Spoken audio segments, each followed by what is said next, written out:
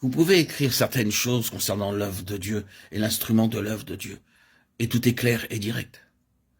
Mais que Dieu manifeste quelque chose de cela et vous ne pourrez pas l'expliquer. Toutes sortes de questions se posent. Qu'est-ce que tu fais? Qui es-tu? Qu'est-ce que tu cherches? Nous ne le comprenons pas. Et chaque problème rencontré par cet instrument est une indication du dessein particulier pour lequel l'instrument est appelé. Moi et les enfants que l'Éternel m'a donnés, nous sommes des signes et des prodiges en Israël. Ici, nous avons un vase et les enfants représentent tous les aspects, les manifestations, les problèmes de ce vase. Comment est-ce que je pourrais expliquer cela? Dans le cas d'un vase qui est maintenu par Dieu pour un dessein particulier, chaque moyen employé, chaque méthode suivie, chaque partie de l'œuvre qui est réalisée le sera en gardant la pensée divine au centre de tout. Et ce sera l'indication que ce n'est pas quelque chose d'ordinaire, mais quelque chose d'extraordinaire, d'inhabituel qui se fait. En disant cela, j'ai touché un point sensible. Je suis sûr que beaucoup parmi vous perçoivent où je veux en venir, mais je dois l'expliquer. S'il vous plaît, ne pensez pas que je critique.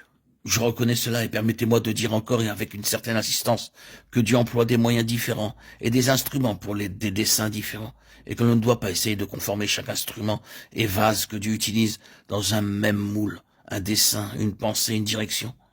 Quand l'Église, en tant qu'Église, ne remplit pas sa fonction divine qui consiste à porter l'Évangile à ceux qui ne sont pas éclairés, Dieu lève des vases pour le faire. C'est pourquoi vous avez beaucoup d'institutions.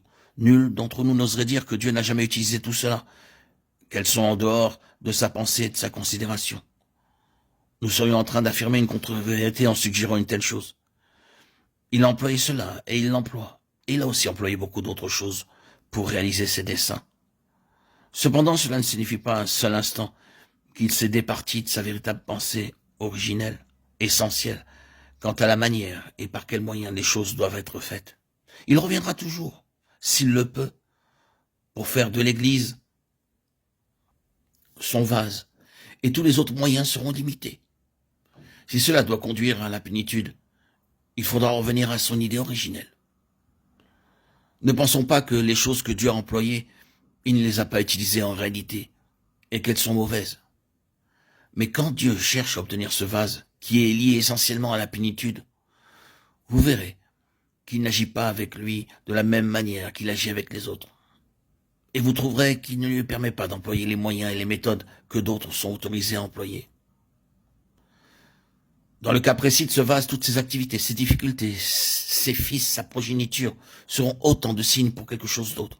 Ils seront des signes d'une nature particulière et d'un certain caractère, de quelque chose de très proche de la pensée de Dieu. Ils signifieront cela, des signes et des prodiges. Des signes, oui, car ils indiqueront d'une certaine manière ce que Dieu désire faire. Et des prodiges, car ce sera un domaine où tout sera absolument impossible pour l'homme. Ce sont des choses qui font toute la différence. Quand Dieu obtient ce qui est plus étroitement en relation avec sa pleine pensée, il le fait dans des domaines où l'homme ne pourra rien faire et où tout ce qui lui sera associé proclamera que c'est de Dieu seul. C'est seulement le Seigneur qui l'a fait. Et aucun homme ne pourra mettre cela à son actif. C'est de Dieu ou cela n'est rien.